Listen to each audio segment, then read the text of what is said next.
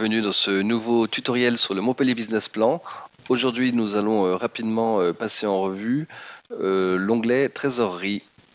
L'onglet Trésorerie récapitule un petit peu tout ce qu'on a pu renseigner précédemment dans le logiciel. Et on y retrouve deux grandes parties. Une première partie ici en haut qui va rassembler l'ensemble des encaissements, une partie en bas qui rassemble l'ensemble des décaissements. La trésorerie finale étant la différence des deux. Cette trésorerie finale, évidemment, constitue la trésorerie initiale du mois suivant. Donc dans les encaissements, on retrouve tout d'abord les ventes réalisées, donc le chiffre d'affaires, TTC. À noter que sur un début d'activité, on va très souvent avoir une trésorerie négative quand on arrive pour la première fois dans l'onglet trésorerie, et ce pour une simple et bonne raison, c'est qu'on n'a pas encore renseigné les éléments du haut de bilan de son entreprise. Donc on va renseigner ici par exemple le capital de l'entreprise que je vais mettre à 20 000 euros. On pourrait également avoir des montants en compte courant d'associés. Ces fonds propres ainsi créés permettraient éventuellement de solliciter des aides publiques, que ce soit des subventions ou des avances remboursables. Et là, il va être important d'entrer les valeurs de ces aides déjà en fonction des tranches qui vous seront versées et de bien les renseigner sur le mois prévu du versement de l'aide et pas forcément au moment où l'aide est octroyée.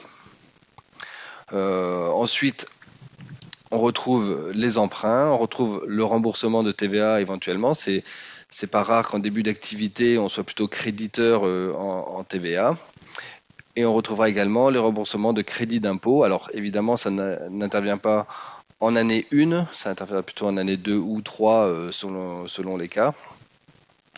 Ce remboursement à la fois de TVA ou de crédit d'impôt, il va être automatiquement renseigné dans la trésorerie en fonction de ce que vous aurez renseigné, soit dans l'onglet TVA pour le remboursement de TVA ou dans l'onglet IS pour les remboursements de crédit d'impôt.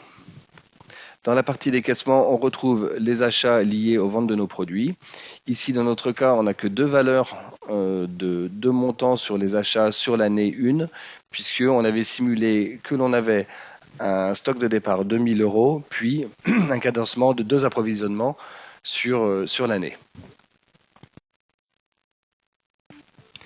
On trouve ensuite les frais généraux, les rémunérations liées aux différents salariés de l'entreprise, le décaissement des charges sociales qui est ici fait trimestriellement, mais ce paramètre-là peut être changé pour chacun des business plans.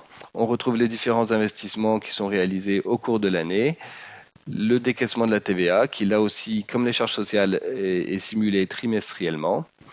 On retrouve l'impôt sur les sociétés. Alors évidemment, il n'y en a pas en première année, mais en deuxième année ou en troisième année, on retrouvera l'impôt sur les sociétés que l'on doit payer au compte de l'année N-1 et qu'on aura renseigné dans l'onglet impôt sur les sociétés, dans l'onglet IS.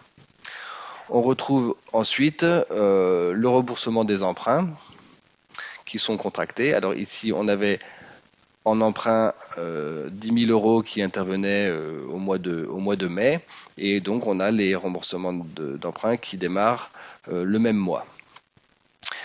On retrouve ensuite les autres décaissements possibles, où là ça pourrait être par exemple des amendes ou le versement de dividendes éventuellement.